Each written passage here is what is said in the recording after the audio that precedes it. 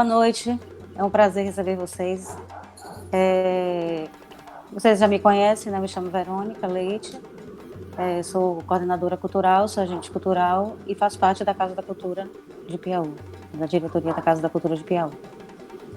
O nosso tema é a cultura, né, e a invisibilidade negra, dos movimentos negros. Então, assim, geralmente a gente começa se apresentando, aí eu queria que Júlia Maria começasse se apresentando, depois Zezito também faz a apresentação. Pode começar, Júlia. Boa noite, eu me chamo Júlia Maria Santos, né? Com certeza o pessoal que está aqui também já me conhece, eu sou professora, né? Terminei o curso de letras ano passado e sou militante do movimento negro, faço parte do grupo do coletivo afrodiaspórico de Piauí e venho militando no movimento negro já desde faz um tempinho. Eu tinha 33 anos quando eu comecei a militar no movimento negro, tem mais ou menos 7 anos isso, trabalhando com jovens, né, e adolescentes nessa área, e venho desenvolvendo pesquisas a respeito do racismo, mais voltado para a mulher negra, né? Então, assim, estou feliz com esse convite de Verônica, mais feliz ainda de estar aqui com o Zezito, né, que vem nos acompanhando já nesse movimento, e é uma pessoa que tem grande representatividade, principalmente entre os jovens, e cada dia que passo eu vejo o Zito crescendo, e eu fico feliz de ver que ele está crescendo nesse sentido, de estar nessa busca, porque para a gente militar no movimento negro, principalmente em relação ao racismo, a gente precisa primeiro buscar fazer uma busca interior, né? Voltar para a gente, para poder se reconhecer e conseguir se entender enquanto pessoa negra numa sociedade extremamente racista, né? E é isso aí, estamos aqui para discutir um pouco a respeito disso, sobre a questão da invisibilidade do negro, que infelizmente ainda é algo latente na nossa sociedade, e eu espero que seja um momento de grande aprendizagem para todos nós. Sim, sim. Zezito? Bom, gostaria primeiro, antes de me apresentar, parabenizar a Júlia, né, pelo trabalho que ela começou ali na UNEB, né, com a gente, todo mundo molequinho, todo mundo quietinho, e ela começou a pegar aqueles meninos, vamos fazer aqui um movimento, organizar as coisas, e aí a gente foi indo nessa caminhada, se conhecendo como preto, se conhecendo como africano. E, Júlia, seu trabalho ali, o seu início foi a base para mim, para Sávio, e para toda a galera ali, que hoje continua com todo o empenho, uma coisa que você começou ali na UNEB. Então, você é uma grande mulher viva, a gente te admira muito e, tipo, incrível, entendeu? Sem palavras para você mesmo. Bom, meu nome é Josezito Santos Neto. Meu nome é Josezito Santos Neto, eu faço o curso de letras, Benarcos, aqui na UNEB, de Piauí. Iria para o 3º semestre, né? A gente, por conta da pandemia, deu uma pausa. E, juntamente com o Sávio, logo no início desse ano, a gente fundou o coletivo afrodiaspórico aqui no Piauí, um coletivo preto, que tem a identidade panafricanista, né? Então a gente é bem voltado para a comunidade preta mesmo. E a gente é um grupo de estudos, mas também é um grupo social, entendeu? A gente faz um trabalho social. A gente não carrega a questão dos termos acadêmicos, entendeu? Então, se em algum momento aqui eu falar algo que não convém, eu peço que alguém aí chame atenção ou começar a falar gírias demais, né, que é o nosso dialeto mesmo. Então é isso que eu tentei dizer agora para a apresentação. Tá bom, então a gente agora vai entrar na temática, de fato, que é a cultura e invisibilidade, né, negra, da cultura negra. Então, para vocês, eu queria que, já que José terminou a fala, aí, Júlia, para você, Júlia, como é essa invisibilidade no cotidiano mesmo? Assim, Verônica, a cultura negra em si é uma cultura muito rica, né? E é sempre negada o tempo todo. A gente vê a interferência e a contribuição latente dos africanos em relação à nossa música, em relação à nossa comida, em relação às nossas vestes e principalmente em relação ao nosso português, né? Que tem uma influência muito grande de várias línguas, né? De origem africana. E desde sempre todo esse percurso, toda essa cultura foi invisibilizada. Isso começou ainda lá atrás, durante o processo de escravidão, né?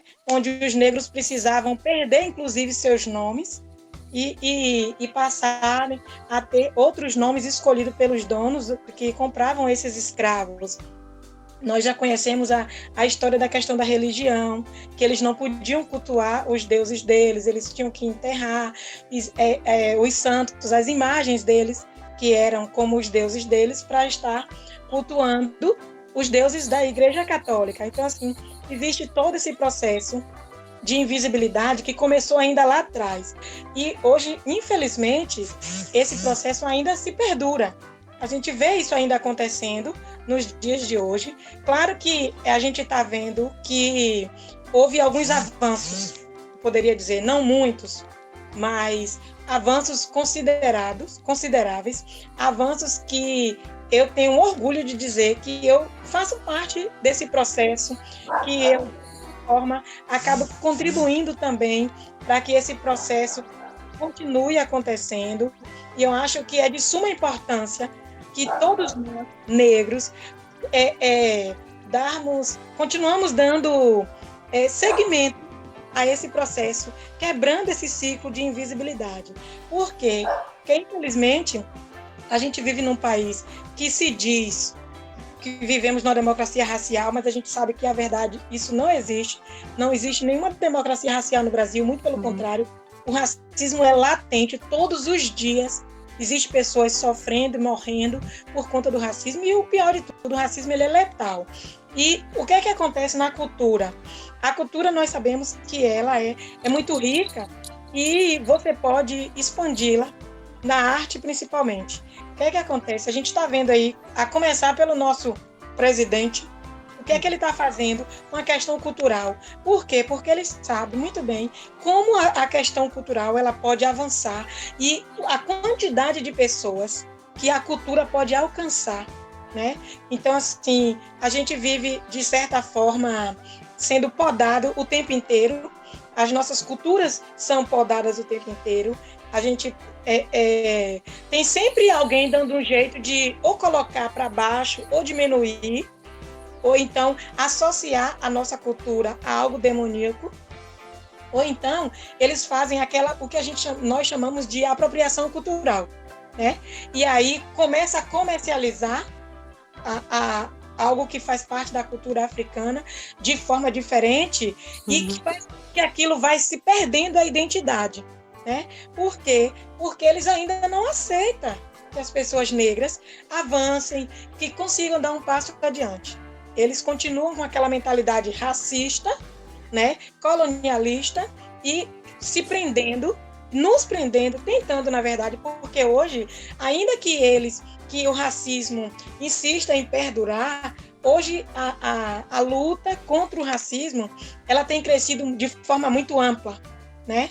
Ela tem crescido, as pessoas negras estão conseguindo se enxergar enquanto pessoas negras e estão conseguindo se enxergar enquanto pessoa dentro da sociedade, e ela está indo em busca disso, sofrendo, morrendo, como a gente está vendo aí, vários casos de morte de pessoas negras que estão morrendo de forma gratuita, né? Por conta de um sistema, de um racismo estrutural.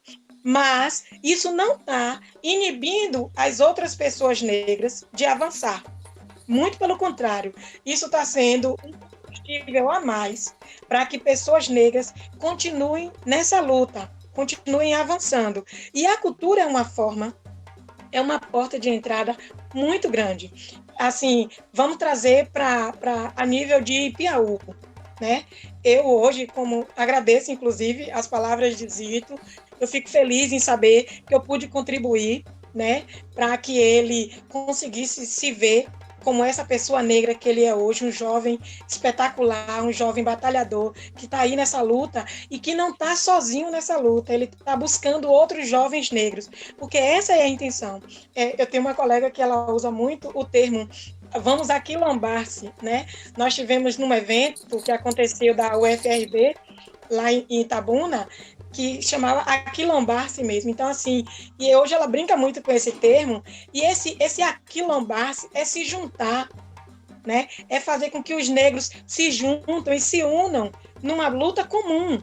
Porque, infelizmente, velho, é uma luta, é uma batalha, é uma guerra. Por quê? Sim, uma resistência. Porque nós estamos morrendo, né? Eu posso falar isso enquanto mãe, os nossos filhos negros estão morrendo.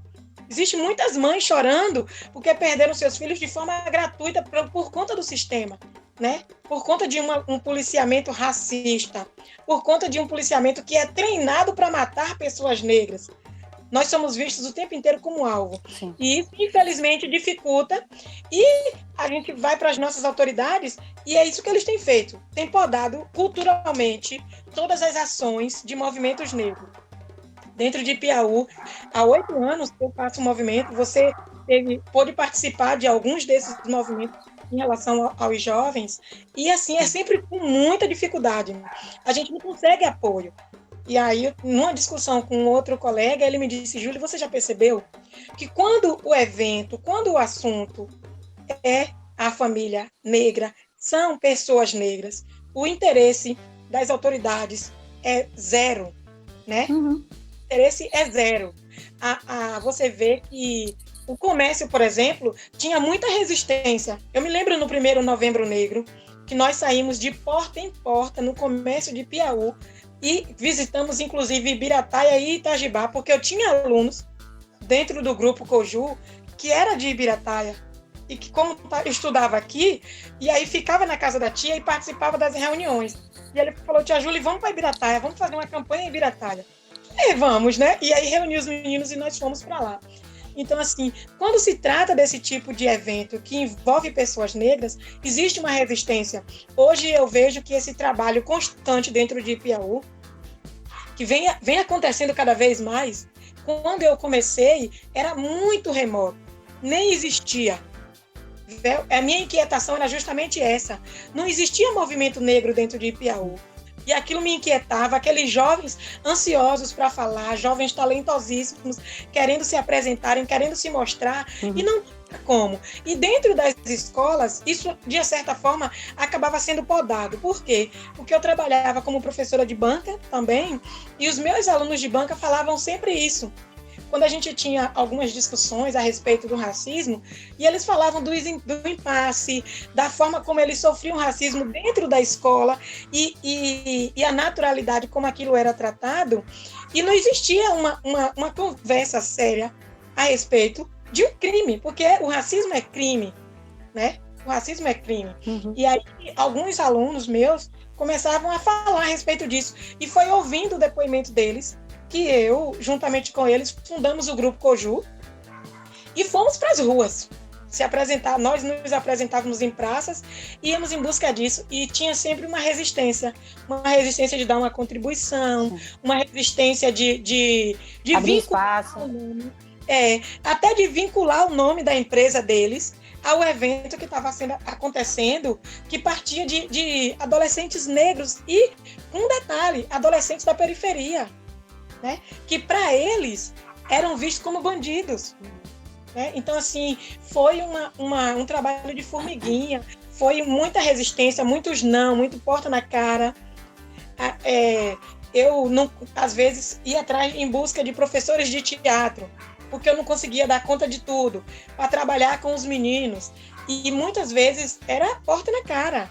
Pessoas não queriam fazer um trabalho voluntário com aquelas crianças, porque eram crianças consideradas crianças perigosas, porque eram crianças de periferia. E aí a gente acabava se virando, e o que eu achava mais impressionante era que, quando eu falei para eles, bom, se a gente não tem um professor de teatro, mas a gente pode estudar teatro pela internet, vamos pesquisar, vamos assistir vídeo, e nós mesmos é quem vamos criando as nossas peças, os nossos trabalhos. E, Verônica, assim, eu me surpreendia cada vez mais. com todos aqueles, o empenho dos meninos em busca disso aí. Então, assim, eu fico olhando no meu Facebook as fotos das coisas que eles eu entendo o que você está falando. né? Então, assim, eu fico pensando, eu digo, meu Deus, como esses meninos cresceram e avançaram e sozinhos. Infelizmente, o negro precisa caminhar sozinho. Só que hoje, a gente precisa entender o seguinte, a gente não precisa estar sozinho. A gente pode aquilombar-se, trazer os outros, porque muitos têm medo, mas quando eles veem a gente fazendo, quando ele vê o outro fazendo, eles começam a se chegando timidamente e tal. Zito mesmo, eu me lembro quando apareceu o convite para Zito. Zito visitou uma das nossas reuniões com Jéssica, lembra, Zito? E aí nós estávamos falando do desfile. Então, assim, os jovens negros, eles têm uma resistência em relação a expor a imagem deles, a sua identidade. Por quê? Porque eles têm enraizado dentro deles a ideia de que é feio, de que não é legal, de que não é bonito, e não consegue se expor. E era um trabalho árduo convencer eles a tirarem as fotos. Ô, Julie, uma vez você me comentou uma coisa que eu fiquei pensando bastante a respeito de um adolescente que foi procurar um emprego, e aí o dono do local, o empresário, não sei quem foi, comentou, pediu que ele alisasse o cabelo ou colocasse o cabelo. Alisasse o cabelo. Cortar. E aí, quando você soube disso, você ficou super triste. Você se lembra de que você me comentou esse assunto? Então, existe também essa pressão, né? Para que existe, exatamente. Mude a sua imagem. Né? Você vê que a imagem da pessoa negra, ela é tão vinculada a coisas negativas que, diante de um emprego, o que importou não foi a competência da pessoa que estava ali na frente do patrão, da pessoa que queria contratar o serviço dele. O que estava em jogo não era a competência dele, era a imagem dele, né? Que para aquele homem, a imagem dele estava associada a algo negativo. O que acontece com muitas mulheres, né? Que vão em busca de emprego. Isso aconteceu comigo em uma loja aí da cidade, né? Eu me lembro que eu estava na fila era eu e mais duas meninas para poder ser balconista. E quando no momento da entrevista, a moça que veio para a entrevista, nós três sentadas, tinha uma menina que ela não tinha o cabelo black, mas ela também não tinha um cabelo liso. E ela também era negra. E tinha uma moça loira do nosso lado, uma menina branca, alta, bonita, muito inteligente, inclusive, conversou muito com a gente. E o que não desmerece ela ter conseguido a vaga. Mas, nitidamente, pela expressão da mulher que veio chamar a gente para a entrevista, a gente percebeu que ela já tinha feito a escolha dela. Por quê? Porque imediatamente ela olhou para nós três e disse: vocês duas aguardem aí, que ela vai entrar agora. Ela foi a última a chegar. Né? Eu cheguei primeiro, ela pediu para aguardar, a moça chegou em seguida, junto comigo, e essa menina que eles escolheram, chegou depois. Ou seja, se ela seguisse o padrão normal, ela entrevistaria quem chegou primeiro, né? Aí pegou o nosso currículo, nós passamos pela entrevista, e quando a moça saiu da sala de entrevista, pela forma como ela saiu, rindo e tal, e desejou boa sorte pra gente, a gente já sabia quem seria escolhida. Tanto que quando saímos nós duas, eu e a outra, a gente veio conversando. Ela disse assim: bom, meu currículo ficou lá, mas tu sabe que a gente não vai ser selecionado, né? Eu tenho certeza disso. E não deu outra. 3 dias depois, a gente voltou na loja como cliente, só para saber, porque eles não ligaram, eles não deram a mim. Eu tenho certeza que deve ter rasgado o nosso currículo e botado no lixo, nem lido. E 3 dias depois, nós voltamos na loja e lá estava a menina no balcão, né? Então, assim... provavelmente, eu não posso dizer com certeza, mas pelas estatísticas, provavelmente aquela menina foi escolhida pela aparência física dela, né? Então, assim, infelizmente isso acontece muito. Às vezes as pessoas acham que isso está lá na cidade grande, não. Nos grandes países, no país de primeiro mundo, não. Isso está aqui, ó, ao nosso lado o tempo inteiro.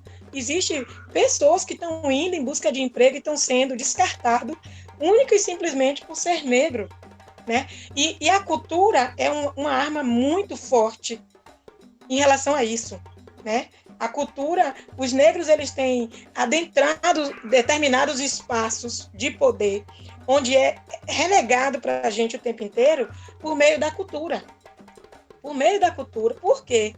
Porque por exemplo, uma peça de teatro, ainda que seja censurada, porque a gente está vendo, infelizmente, todo esse trabalho de censura em relação a determinados assuntos a serem discutidos, mas você consegue fazer uma exibição. Você consegue. E quando você faz alguém para assistir uma peça de teatro, mesmo que não quisesse, sai dali com algo plantado. A gente sempre deixa a nossa marca. Eu fiz teatro por 3 anos com a professora Tereza aí na UNEB, e eu vejo a força que o teatro tem em relação a isso, né? Por isso que eles fazem. Você está vendo agora, infelizmente, esse presidente terrível está querendo acabar com todas as leis que conseguimos, depois de muito sacrifício, com muita batalha, né, para poder consolidar a cultura, e ele está querendo tirar. Por quê? Porque ele sabe que a cultura é uma arma forte, e para o negro, que é invisibilizado o tempo inteiro, a cultura é uma das melhores armas para a gente conseguir avançar nesses espaços que é negado para a gente o tempo inteiro, né? Porque a cultura, ela é livre. Ela é livre. Infelizmente, no nosso país, a gente está vendo que já começaram a se colocar algumas amarras na cultura.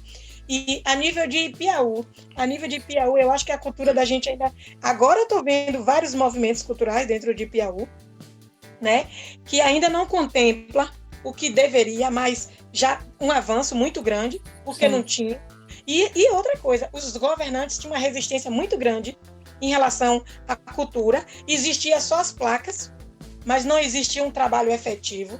Eu tenho visto que esse trabalho efetivo tem sido feito, tem começado, né? Eu vejo um trabalho que Ivan faz no coletivo cultural, né? Me afastei um pouco do coletivo cultural devido a tantas outras demandas. O coletivo que você também faz parte. Que eu também faço parte, mas com tantas demandas acabei me afastando um pouco. E agora, morando aqui em Jequié, está mais difícil. Mas, assim, eu venho acompanhando e vejo que isso tem crescido. E vejo uma coisa que tem me deixado muito satisfeita, é o jovem negro de Piauí. Ele está se jogando, ele está se abrindo para o mundo, ele está perdendo aquele medo, né? O jovem negro de Piauí tem buscado se qualificar, tem buscado a universidade, tem buscado o teatro. Eu tenho alunos assim que diziam: professora, eu não vou fazer faculdade, e agora eu estou vendo todos eles na universidade, né? Aí só me liga: tia Júlia, passei para odontologia, passei para quem foi agora que me falou que tinha passado para enfermagem, né? Passei para letras. Então, assim, quando eu vejo que esses meninos negros estão se jogando, estão realmente dando a cara a tapa, porque eu falo para eles o seguinte: é dar a cara a tapa, porque vai doer, mas você tem que insistir. Da representatividade, né, Júlia? Exatamente. Então, assim, eles estão conseguindo se enxergar, se ver. Eu me lembro que quando eu levei o grupo de adolescentes para a universidade, eles achavam que a UNEB, eles visualizavam a UNEB de uma forma tão, tão grandiosa, como se eles não pudessem estar lá. Eu falei: gente, isso aqui é de vocês. Vocês podem, sim, entrar aqui e ocupar esse espaço. É só você querer. É só você ir buscar. Tia Júlia, quando que a gente vai entrar aqui? Eu também pensava assim. Eu também achava que eu nunca ia fazer faculdade, eu nunca ia ter condições de fazer faculdade, mas eu fiz. É difícil, não é fácil, não é mesmo, porque eu brinco com os meus alunos que o difícil agora não é mais entrar na faculdade, é sair da faculdade, né? Porque a demanda é muito grande e a pressão para tirar a gente da faculdade é ainda maior. Então, assim, mas eles estão galgando esses espaços no teatro, na música, na dança, e se qualificando em relação a isso. E eu fico feliz, porque Piauí tem crescido muito nesse sentido, né? Josezito é fruto dessa sementinha plantada lá atrás, como ele mesmo falou, Sávio, e tantos outros jovens que têm se movimentado aí dentro de Piauí, jovens negros que têm se movimentado dentro de Piauí. Dentro de Piauí, e dado essa parcela, porque eu falo sempre para eles, a gente precisa dar a nossa parcela de contribuição para a sociedade, porque se hoje eu posso estar aqui falando, se a gente pode estar aqui nessa discussão, é porque muitos precisaram morrer para que a gente conseguisse esse espaço. Então a gente precisa também honrar os nossos antepassados que morreram, que brigaram, porque a gente não chegou aqui chegando. Teve uma luta muito grande por trás disso e que também continua invisibilizada. Mas a gente está vendo aí, ó, os nossos alunos escrevendo, publicando textos, artigos, histórias. Eu estou trabalhando recentemente com contação de história, né? E quando eu vejo as crianças se enxergarem nas histórias negras, é a coisa mais gratificante, porque eu gosto muito de trabalhar com adolescente, mas tenho trabalhado ultimamente com criança, porque a criança precisa se enxergar nesse mundo, porque a criança, ela é vítima, e é uma das vítimas que mais sofre. A crueldade com a criança negra, a gente não consegue dimensionar, né? De como a criança negra sofre, e o ambiente onde esse sofrimento do racismo ele é maior é dentro das escolas.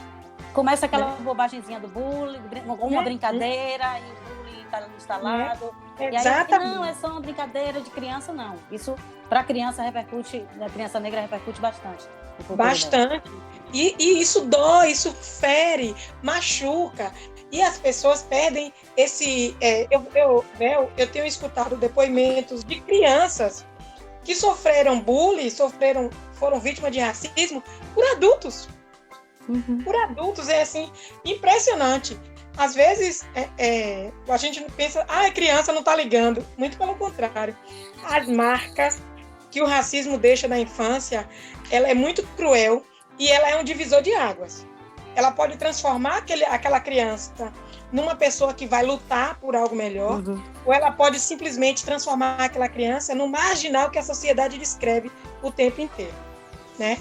Então, assim, o que me deixa feliz é que, apesar de toda essa invisibilidade, os avanços têm acontecido, né? As pessoas têm avançado, as pessoas negras têm avançado. Ainda há muito o que se fazer, principalmente a nível de morte, porque o número de morte de pessoas negras cresce a cada dia, não é mais nem a cada ano, é a cada dia.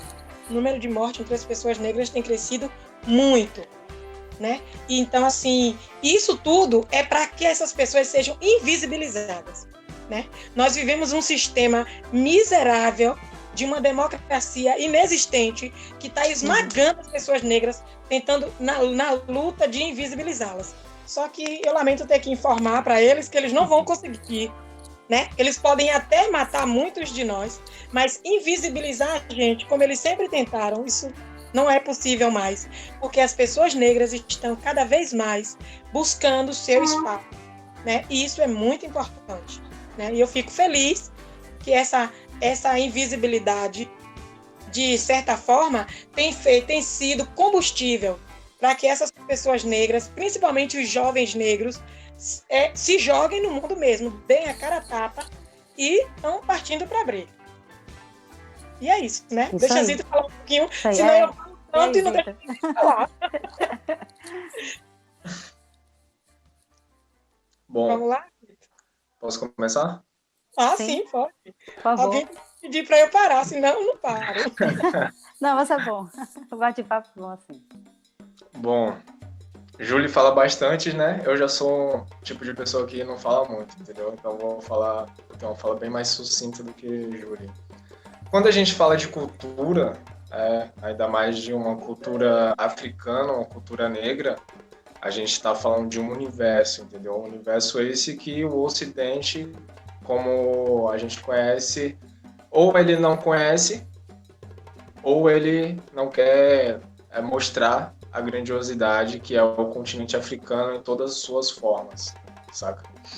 E, assim, a cultura africana, ela é aquela coisa muito que, assim, a gente chega a não entender todos os mitos, né? Todas as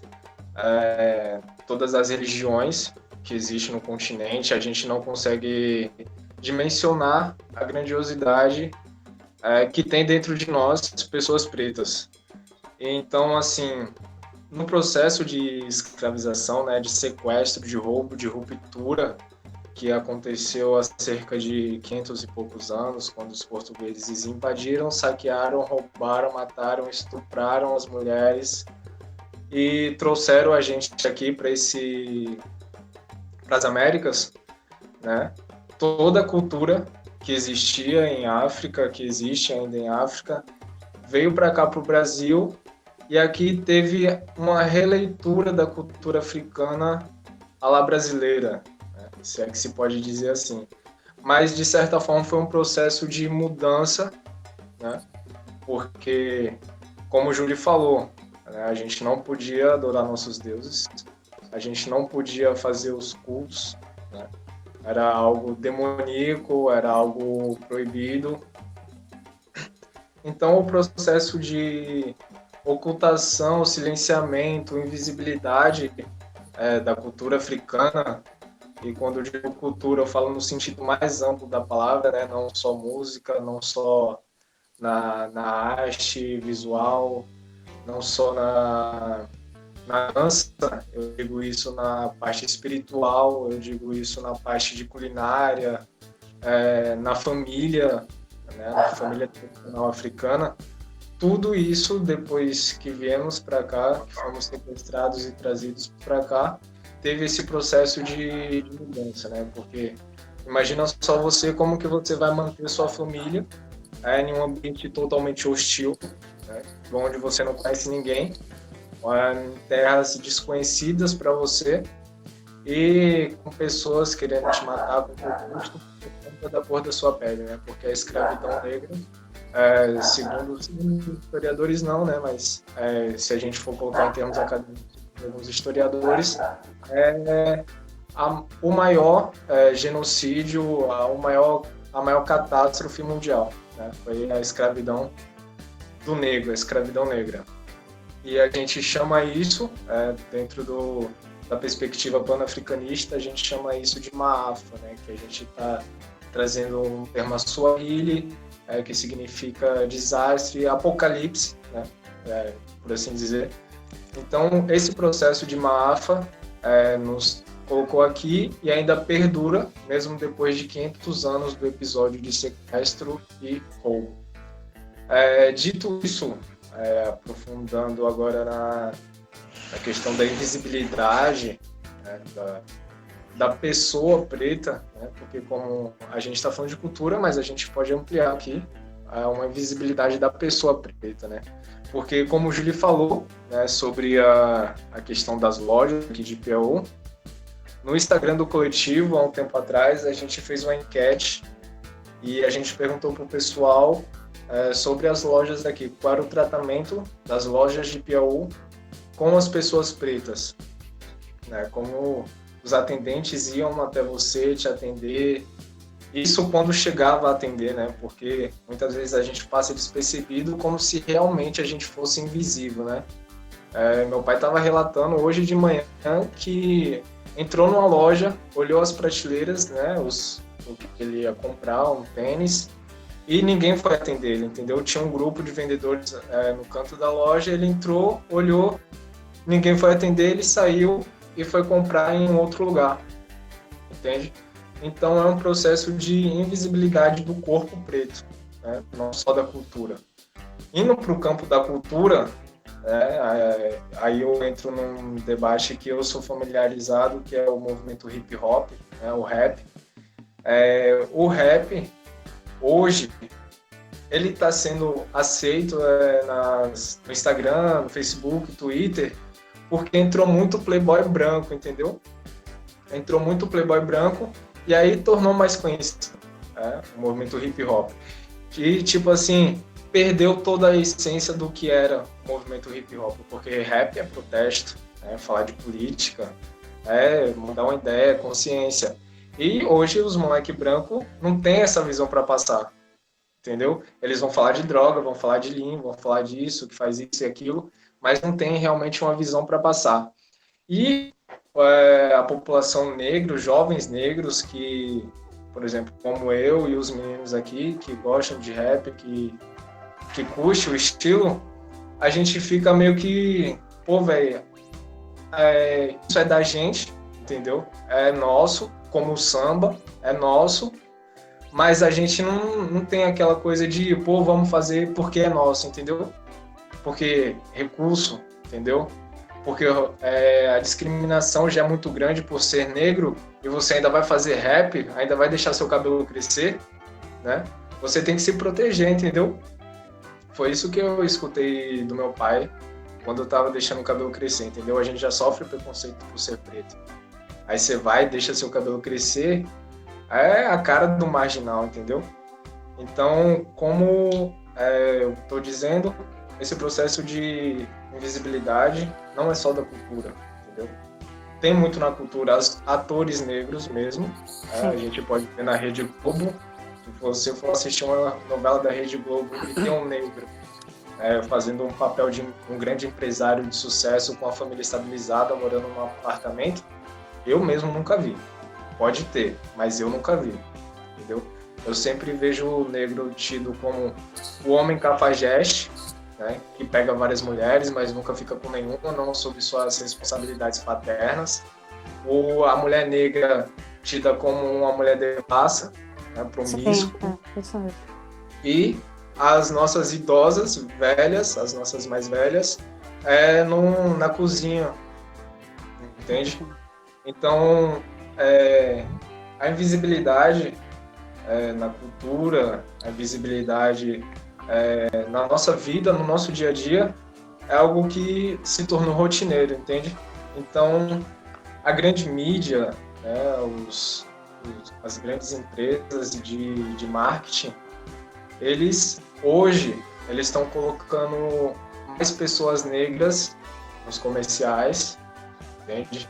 Estão colocando mais pessoas negras na TV e, tipo assim, é uma coisa que está vendendo, entendeu? Virou mercado, virou lucro, porque a galera tá consumindo.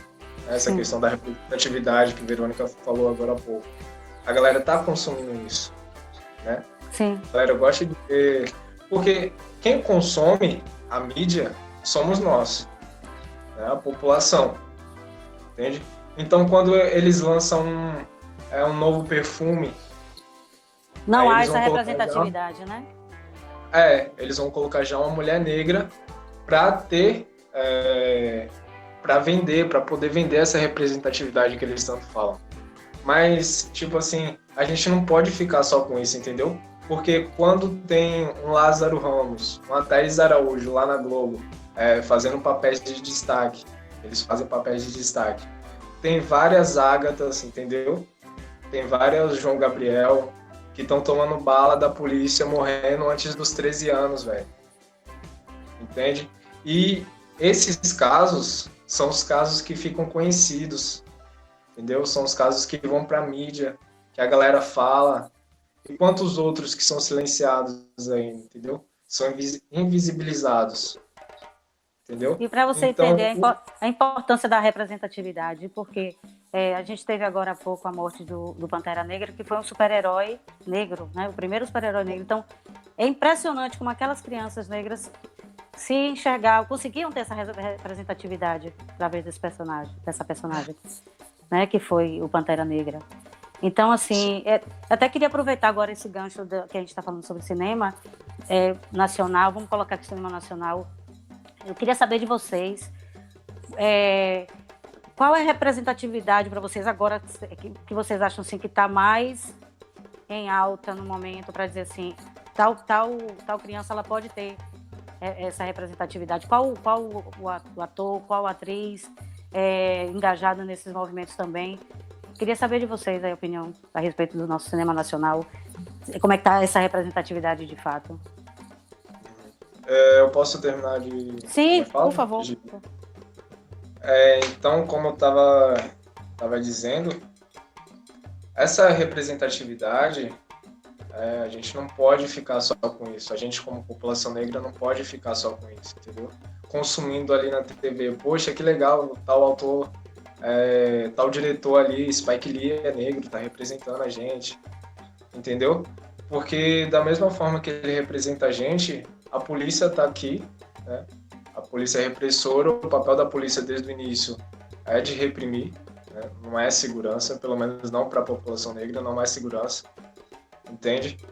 E a invisibilidade do corpo negro, da cultura negra, é algo que eles não vão abrir mão, entende? É algo que, se a gente não botar a nossa cara, como o Júlio falou, botar a nossa cara para bater, mostrar o que a gente está fazendo, é algo que eles não vão mostrar, entende? E esse processo de invisibilidade começa depois que a gente vem para cá e passa pela Lei Áurea. O protagonismo da Lei Áurea, para ter assinado, para a gente poder ter a nossa liberdade, entre aspas, o protagonismo foi todo negro, entende? A princesa Isabel é tida nos livros de história para os meninos do 6º ano como a boazinha da história, entende? Sendo que ela foi forçada a assinar. Então, por não falar, né, que, poxa, foi um negro que foi lá e colocou ela para assinar, né, foi uma pressão, né, dos intelectuais negros que fizeram a Lei Áurea realmente acontecer. Só por não falar isso, já torna o nosso papel como uma pessoa negra algo subalterno, né? Algo tipo assim, eu sou negro no mundo, mas o que os meus antepassados fizeram, entende? Tipo assim, não tem histórias de guerras, né, de vitórias do meu povo, entende? Porque quando a gente conversa com um amigo branco que sabe quem foi a bisavó dele, quem foi o tataravô dele, a gente fica até assustado, entende? Porque eu não sei o que meu bisavô fez em vida. Entendeu? Eu não sei o que meu tataravô fez. Provavelmente era escravo. Com certeza era escravo. Entende? O meu bisavô, meu avô conta que corria aqui pelos matos daqui da cidade, da região de Piauí. Entende? Corria de capitão do mato por aqui, que o pessoal queria pegar, queria capturar. Entende? Então isso não está muito longe da gente. Entendeu? E voltando para a pergunta de Verônica sobre o cinema nacional, né, que ator que a gente vê, né, no cinema nacional que representa... Eu não entendi a pergunta direito, pode repetir?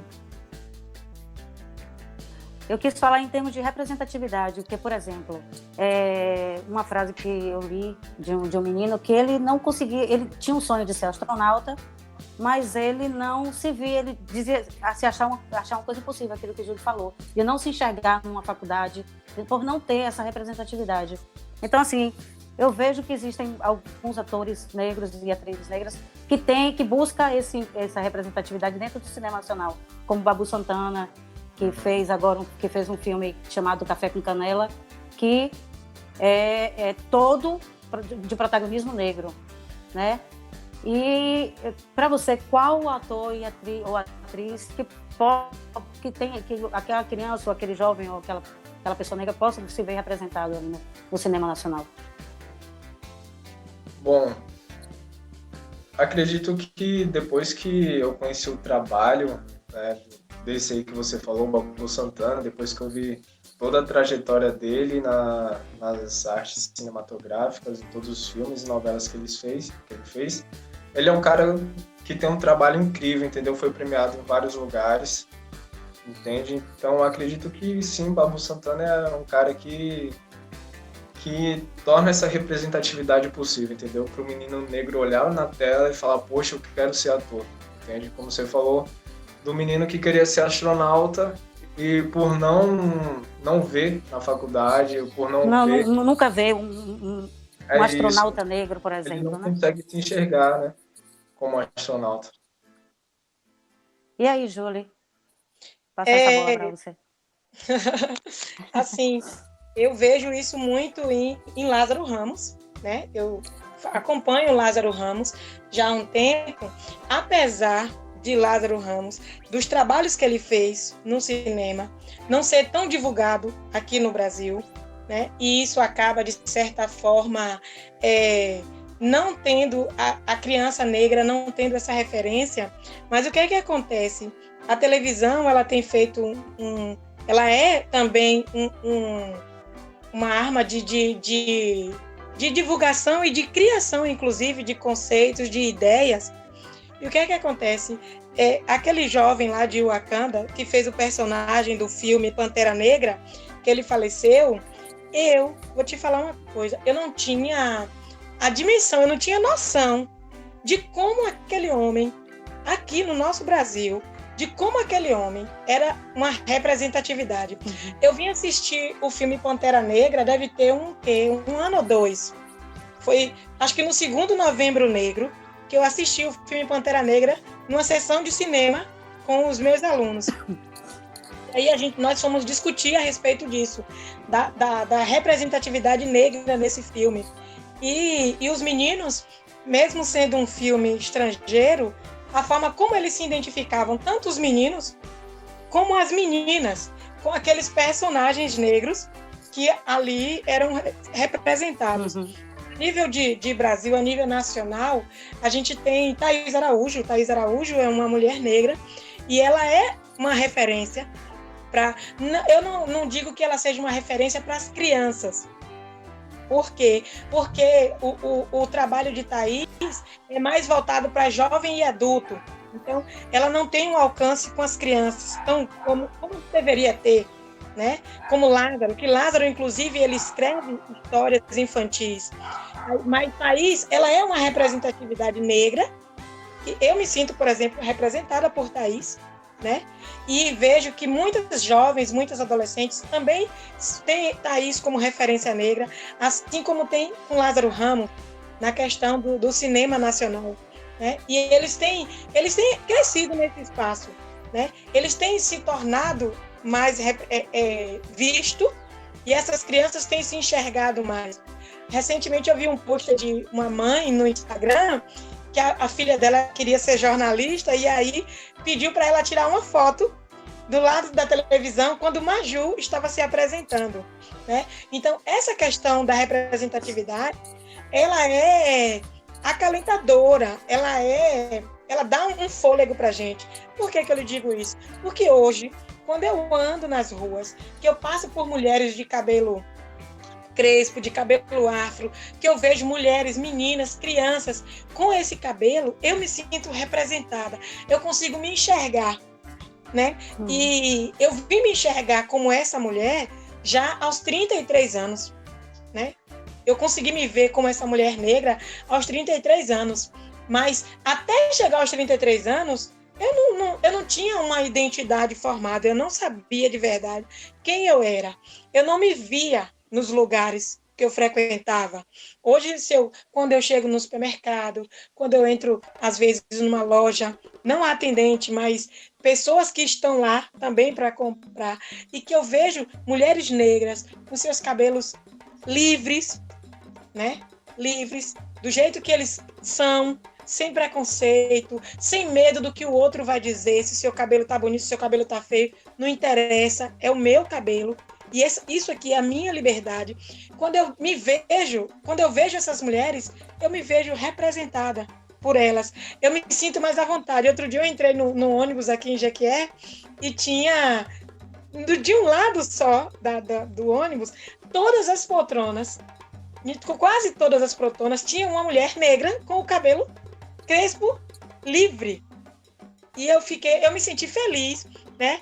É como se os cabelos sorrissem, como se a gente se comunicasse de forma telepática. A gente se sente bem quando a gente entra nesse espaço e encontra uma outra pessoa com que você se identifica, que você se acha parecido. Né? Então, isso é de uma importância muito grande e em relação a essa representatividade, vem crescendo. E a nível de Brasil, eu posso dizer tranquilamente em relação a Thaís Araújo, em relação a Lázaro Ramos, e em relação a esse americano, que apesar de ser americano, tem uma quantidade de fãs no Brasil muito grande, e que essas pessoas veem ele como representatividade mesmo, se sentem representados. Eu posso lhe dizer isso, porque eu me sentia representada e ainda me sinto, porque apesar dele ter morrido, mas o legado que aquele cara deixou foi sensacional. Eu fui fazer uma pesquisa sobre a história de vida daquele cara, é impressionante. E é aquela questão mesmo, de você se ver no outro, e quanto mais você se vê, mais o outro vai atrás, ele vai em busca. E o jovem negro, ele tem buscado essa representatividade, ele tem buscado se ver, então ele está buscando esses ambientes. Por quê? Porque o jovem negro, por exemplo, era um consumidor ativo de produtos que é vendido pelo mercado, onde não existia a nossa representatividade. Hoje, o jovem negro está dando preferência para o produto do outro, da pessoa negra, né? Esse ciclo tem crescido, tem aumentado, né? Apesar do setor de comércio, desse setor mercantilista, tá pegando a gente e transformando mais uma vez em produto, sendo jogado nas prateleiras.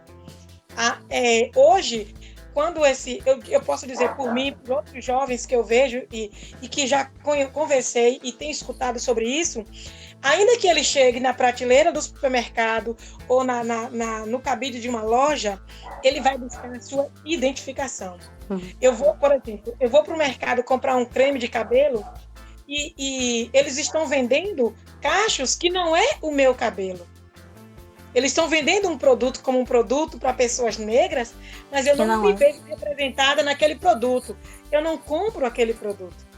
Eu não compro.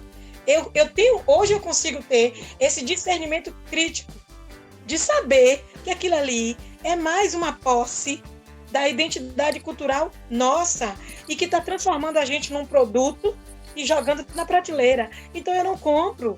Você está vendo aí agora as grandes marcas como a Dove, como a Elseve, como tem uma que é um nome em inglês, eu não consigo nem pronunciar direito, a Shell, alguma coisa assim. Eles não tinham produtos para gente e eles estão criando esse produto, só que eles não estão vendendo a pessoa negra real que existe, eles estão vendendo um padrão de beleza que eles buscam na pessoa negra e tá jogando na prateleira. E aquele padrão de beleza que eles estão jogando na prateleira não me representa.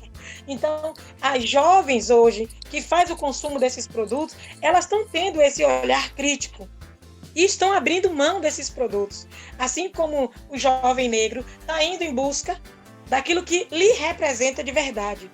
Está conseguindo fazer, Verônica, esse discernimento, porque isso tudo chama-se apropriação cultural e indevida, e eles estão tentando vender um produto como se fosse nosso, mas que não é nosso.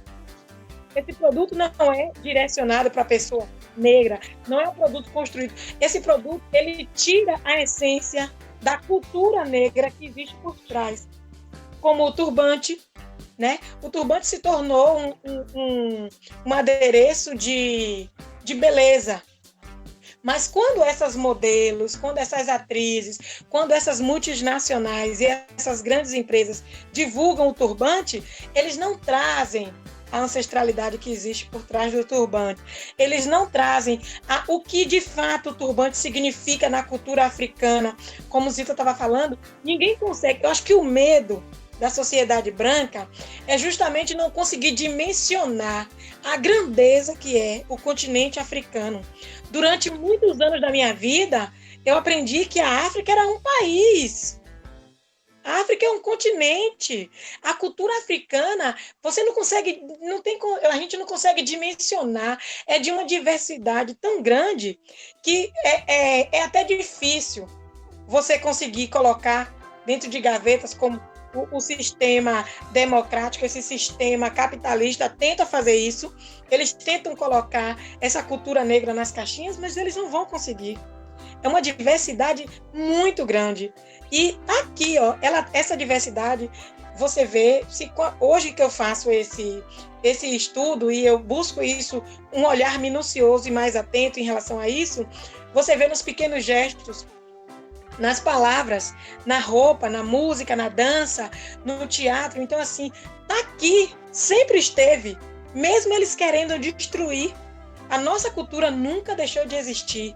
Ela pode ter se modificado um pouco, porque se fundiu com outras culturas, além da cultura indígena, com a cultura do homem branco, né? a cultura do catolicismo.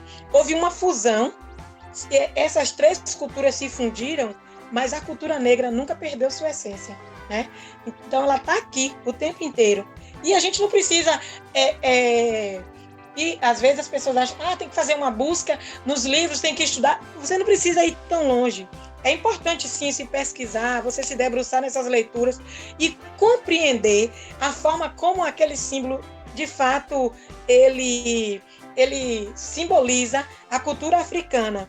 Porque muitas vezes na cultura africana, por exemplo, o nosso caruru no Brasil, ele tem uma representatividade, que é uma representatividade de culturas fundidas, né? Houve uma fusão dessas culturas, e o nosso caruru hoje, o que o nosso caruru representa aqui no Brasil, ele na África, em países da África, porque também não são em todos, a gente precisa se atentar a isso, é diferente, a representatividade dele lá é diferente. Eu brinco com os meus alunos, inclusive, em relação ao cuscuz, né? Uma vez eu reuni um grupo de alunos e fiz um cuscuz bem grande, coloquei numa travessa e dei só as colheres. Eles falaram assim, gente, tia Júlia, não tem prato não, é? Eu falei, não. Por quê? Porque eu estava fazendo uma pesquisa, eu não me lembro agora exatamente em qual país da África, mas existe um país da África que o cuscuz, ele é comido, todos comem junto, no mesmo prato, né?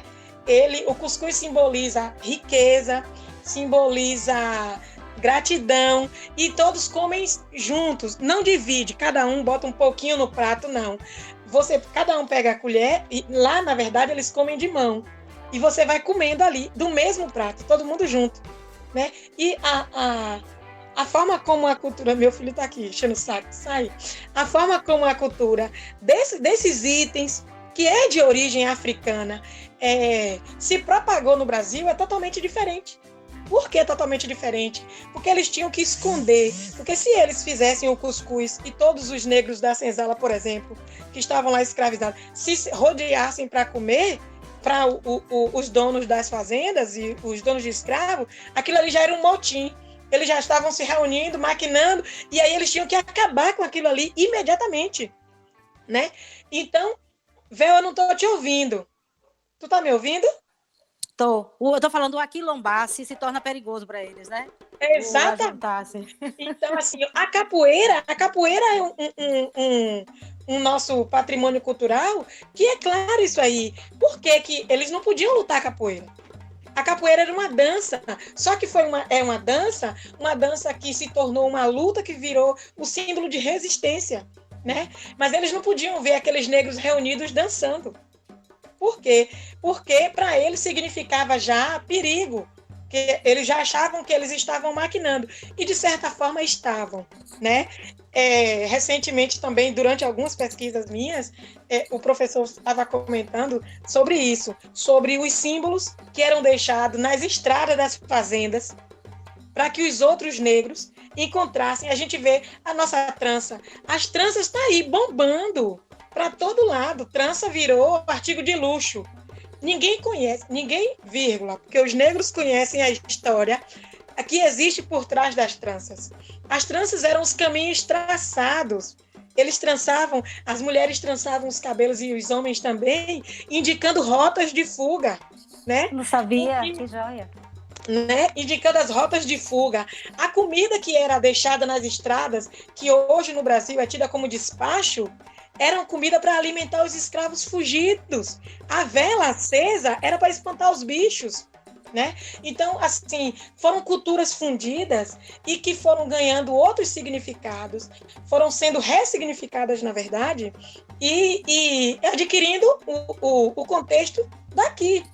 Mas quando a gente conversa com as pessoas, eu tenho uma colega que mora no Benin, eu tive o prazer de conhecê-la em um evento, e ela fala muito bem o português, e a gente conversa às vezes pelas redes sociais, e às vezes eu brinco com ela em relação a algumas coisas da cultura, e tiro inclusive algumas dúvidas, e ela estava me falando sobre isso, né? E ela fala que às vezes lá em Benin, coisas que ela via lá, que ela vê que tem aqui no Brasil, mas o significado é completamente diferente, né? Então, essa questão de quando essas culturas se fundiram. Porque houve a professora Dilma fala dessa questão do fundir, porque o fundir é se misturar, se juntar, né? E aí você não consegue mais separar duas coisas que foram fundidas. Eles tentam negar o tempo inteiro a nossa cultura, mas não tem mais como negar, porque essas culturas já foram fundidas.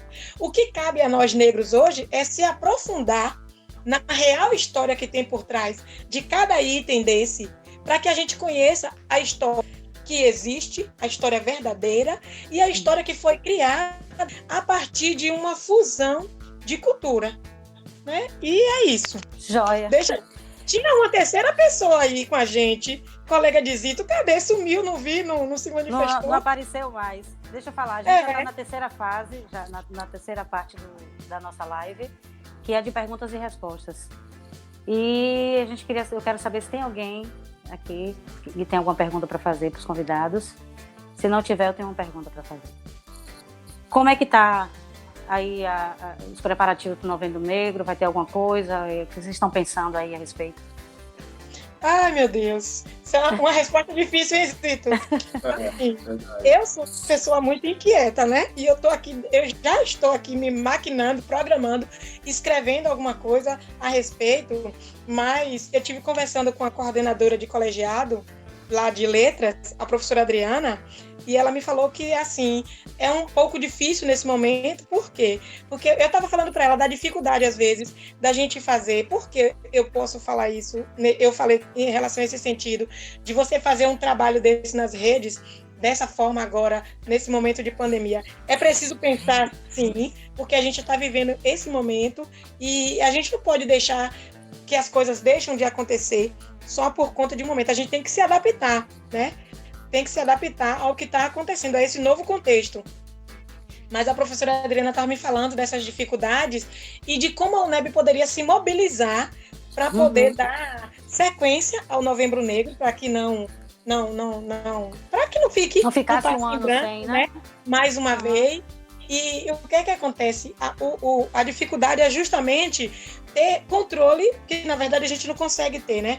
Da questão da internet, da que as pessoas tenham acesso, da gente conseguir ter esse ambiente virtual para estar produzindo esse trabalho de forma que consiga alcançar um número de pessoas, né, grande. A gente já sabe que a gente tem um público ocioso, inclusive. Muita gente já está me perguntando, Júlia, e aí, como é que vai ser o Novembro Negro? Falei, gente, pelo amor de Deus, não me pergunta isso. De repente poderia ser uma live, né, Júlia? Uma live grande, sim, com apresentações musicais e poesias, etc. Poderia. A questão agora é a gente ter toda essa disponibilidade. Por quê? Porque virtualmente, Verônica, por incrível que pareça, ela exige uma outra performance, sim, né? Sim. Porque presencialmente a gente consegue se mobilizar, liga para um, liga para outro, vai ali, vai acolá, se vira, pega, e a gente vai resolvendo.